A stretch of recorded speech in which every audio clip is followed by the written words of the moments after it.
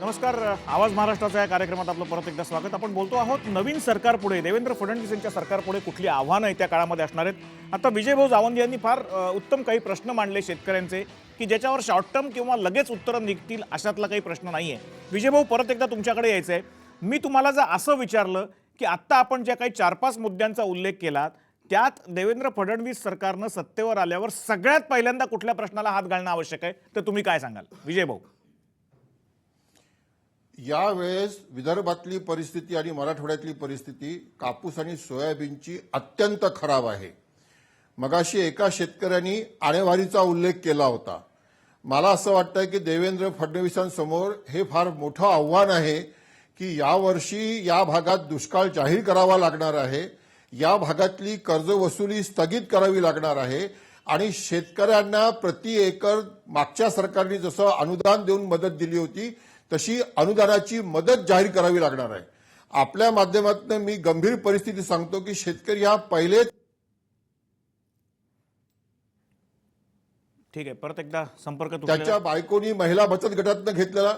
बोला विजयभाऊ, बोला. महिला बोला, बचत ऐकू येतंय. गटातनं घेतलेलं. हा, बोला आपण. हा, शेतकऱ्यांच्या बायकांनी महिला बचत गटांकडनं घेतलेलं कर्ज तिथे ती डिफॉल्टर झालेली आहे. किराणा दुकानदाराचा डिफॉल्टर आहे, कापड दुकानदाराचा डिफॉल्टर आहे, नातेवाईकांचा डिफॉल्टर आहे. त्याच्यासमोर प्रश्न पडलेला आहे की कुटुंब पोसायचं कसं. मला असं वाटतं की या सगळ्या प्रश्नांना गांभीर्याने घेऊन काम करण्याची गरज आहे.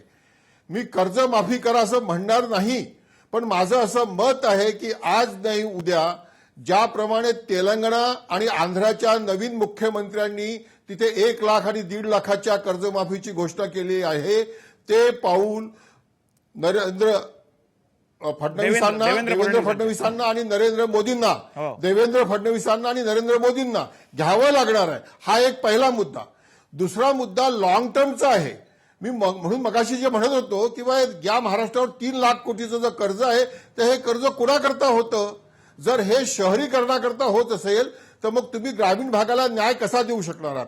मला 5वं वेतन आयोग, 6वं वेतन आयोग, 7व्या वेतन आयोगाचा विरोध नाही करायचा. 2016ला 7वं वेतन आयोग येणार आहे. मला देवेंद्र फडणवीसांना विनंती करायची आहे की या देशातल्या वेतन आयोगाचं कमीत कमी वेतन जे आहे तेवढं इन्कम, तेवढी आमदानी ग्रामीण भागातल्या प्रत्येक कुटुंबाची व्हायला पाहिजे, तरच गावात तरुण पिढी राहणार आहे. अशा पद्धतीचं नियोजन, अशा पद्धतीचा धोरणात्मक निर्णय आम्ही घेऊ शकू का? आम्हाला अनुदानाची गरज नाही हो, आमच्या घामाचं दाम द्या ना. आणि तुम्हाला जर शहरातल्या लोकांना स्वस्त खाऊ पिऊ घालायचं असेल तर तुम्ही त्यांना सबसिडी देऊन द्या ते, पण आमच्यावर उपकार का करता? मला असं वाटतंय की या मुद्द्यावर अत्यंत गंभीरपणे विचार करून राज्य सरकारला आणि केंद्र सरकारला धोरणात्मक निर्णय घ्यावे लागतील. आपल्या माध्यमातून एक शेवटचा मुद्दा सांगतो. मला असं वाटतं की खोब्रागडे साहेब आता इथे येणार आहेत. खोब्रागडे साहेब वर्धेचे कलेक्टर होते आणि वायफळला जेव्हा डॉक्टर मनमोहन सिंग आले होते तेव्हा ते तिथे होते इन्चार्ज म्हणून. मी त्यांच्यासमोर बोलताना असं म्हटलं होतं, अहो देशाच्या घटनेप्रमाणे शेती हा राज्याचा विषय आहे, पण दुर्दैवानं शेती संदर्भातले सगळे महत्वाचे निर्णय हे केंद्र सरकारकडेच आहेत. आज तुम्ही पहा WTO मध्ये शेतीमालाच्या हमी भावाचा मुद्दा याची कोंडी झालेली आहे. WTO म्हणतं की तुम्ही जे हमी भाव देता गहू तांदूळ उत्पादकांना तेच जास्त आहेत आणि शेतकरी म्हणतो आम्हाला हे परवडणारे नाही आहेत. मला असं वाटतंय की या सगळ्या मुद्द्यांवर वेतन आयोगाच्या कमीत कमी जे वेतन आहे त्याच्यापेक्षा कमी उत्पन्न ग्रामीण भागामध्ये राहणाऱ्या कोणत्याही कुटुंबाचं होणार नाही, मग तो शेतमालक असो की शेतमजूर असो.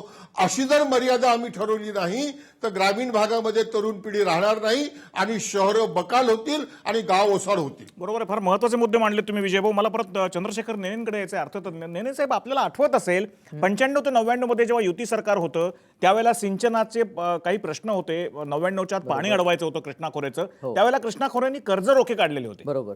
आणि बाकी काही इतर महामंडळांनी कर्जरोखे काढले पण ते फेल गेले.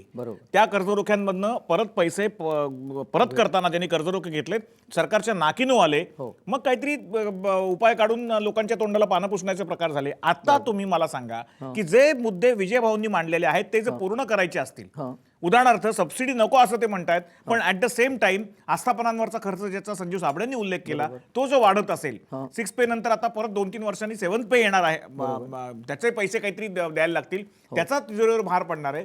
अशा वेळेला जी मागणी शेतकऱ्यांकडनं कर्जमाफीची होतीये ती प्रत्यक्षात उतरणार कशी? ती कर्जमाफी करायची असतील तर त्याच्याकरता पैसा किंवा त्यांनी जर काही सरकारचा रेव्हेन्यूचा आर्थिक कणा जर मोडला तर तो भरून कसा काढणार? त्याच्याकरता काही कर्ज रोख्यांसारखा मार्ग सरकारला अवलंबावा लागेल का? काय वाटतं तुम्हाला? असं आहे की कर्जमाफी हे एक अतिशय घातक हत्यार असतं. कारण एक आपण नेहमी लक्षात ठेवा की जेव्हा कर्जमाफी होते तेव्हा ज्यांनी प्रामाणिकपणे कर्जाचे हप्ते परत केलेले असतात त्यांच्यावर प्रचंड अन्याय होतो. पुढच्या वेळेला उरलेले लोकही म्हणतात तुम्ही वेड्यासारखे कशाला परत केले, कधीतरी हे कर्ज माफ होतंच.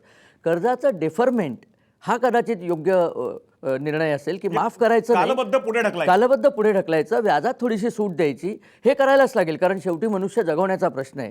पण एक तुम्ही लक्षात घ्या की कुठलंही समृद्ध राष्ट्र आज घेतलं तर त्या राष्ट्रामधली शेतीवर अवलंबून असणाऱ्यांची संख्या खूप कमी कमी होत चालली आहे.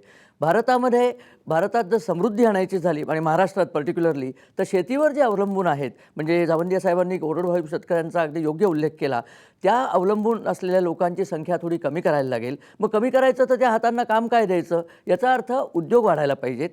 मी हे शेतीच्या विरुद्ध बोलत नाही, हा ॲक्च्युली ही मांडणीच चुकीची आहे की शेती आणि उद्योग परस्परांच्या विरोधी आहेत. ते दोन्ही परस्परांच्या पूरक आहेत.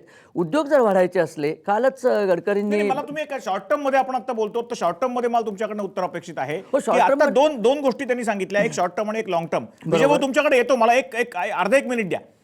याच्यामध्ये असे काही उपाय योजले जाऊ शकतात का की प्रचंड मोठ्या असलेल्या उद्योग समूहांना, बरोबर, की जे मोदींचं धोरण एका लाईनवर दिसतं आपल्याला, की उद्योग समूहांकडनं ते फार वेगळ्या पद्धतीने मदत घेतात, ते थेट मदत घेत नाहीत, ते एखादं गाव दत्तक घेण्याकरता किंवा तिथली अर्थव्यवस्था सुधारण्याकरता मदत घेतात, इतरांना ती मदत द्यायला भाग पाडतात.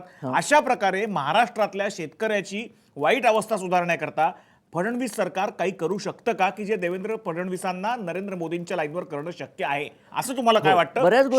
शॉर्ट टर्म उपाय म्हणून काय वाटतं? बऱ्याच गोष्टी करणं शक्य आहे. एक तर शेतीची प्रत वाढवण्याकरता शेतकऱ्यांना चांगले सल्ले देणं, शेतीचा उत्पादन वाढवणं. कारण खरा प्रॉब्लेम आपल्या इथे शेतीची उत्पादकता कमी आहे. त्याची कारणं अनेक असतील, पण जाणकार शेतकरी जेव्हा तिथे येतात तेव्हा शेतीची उत्पादकता वाढवली. पैसा कसा उभा करणार? पैसा येतो ना, सांगतो मी. कर्ज जर तुम्ही म्हणता तसं कर्ज परतफेड डिफर केली तर त्याला परत सरकारला त्याचे बॅकअप कुठून तरी यायला पाहिजे, सरकारच्या तिजोरीत कुठून तरी पैसा यायला पाहिजे. तो तुम्ही कसा करणार? त्याच्याकरता कर्ज रोखे उभारणार का? उद्योगपतींनी पण मदत घेणार? काय मार्ग सरकार समोर असू शकतो? सध्या तरी मोदींची जी लाईन आहे आणि जी हे सरकार निश्चितचपणे घेईल, कारण त्यांना ते म्हणजे त्यांचेच सरकार ते दोन्हीकडे आहे, तर उद्योग मोठ्या मोठ्या बिझनेस हाऊसेसची मदत घेऊन बिझनेस हाऊसेसना ट्रॅक्ट ऑफ लँड देणं, SEZ म्हणून नाही पण डेव्हलपमेंट करता देणं, आणि थोडंफार त्यांच्या सत्सद बुद्धीला सुद्धा इथे आव्हान केलं जातं. जसं शेतकऱ्यांना आपण डेफॉल्ट कर्ज करणार आहोत तसं उद्योगपतींना सुद्धा सांगायचं तुमचा फायदा सुद्धा डिफर्ड रीतीने मिळेल. आत्ताला तुम्ही पैसे घाला, ते पैसे घालून आपण इथलं इन्फ्रास्ट्रक्चर डेव्हलप करू.